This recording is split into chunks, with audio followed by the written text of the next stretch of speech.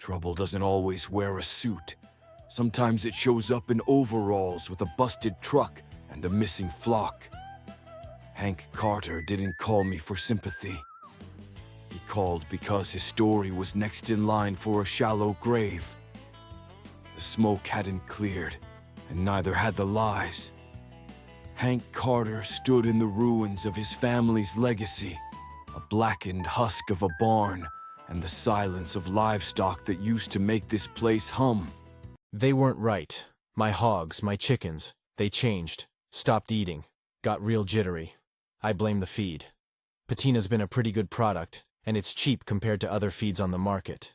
Heat lamp, faulty wire, kids playing with matches, happens every year, Hank, let it go.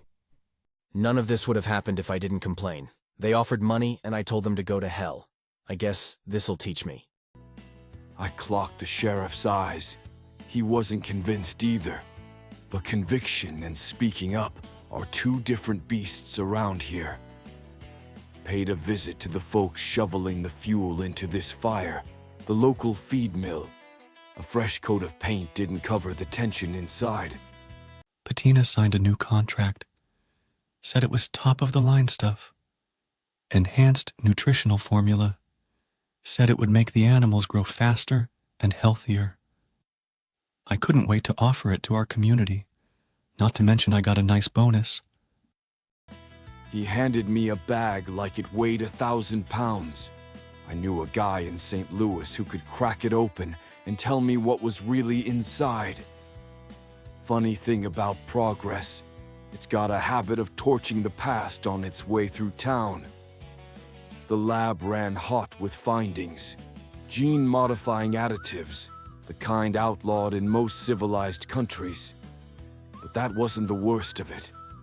There were traces of a neurological agent, like something you'd find in mood regulators, passed through the meat, eaten, absorbed, and untraceable. The animals weren't sick. They were being reprogrammed, sabotaged from the inside out. Her name was Marla Voss, used to wear a PETINA badge and a clean conscience. Now she lives off-grid with a shotgun and stories. It's called biocascade sabotage. You weaken the immune system, force small farms to fail. Then PETINA steps in as the hero with patented resilient livestock, bred in-house, licensed, and leased.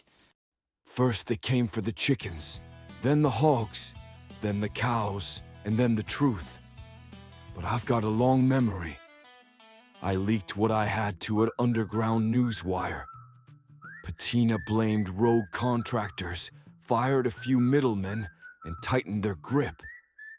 But something stuck. Small farms started asking questions, started comparing notes, a spark in the dust. They say you're what you eat, but what if what you eat eats you from the inside?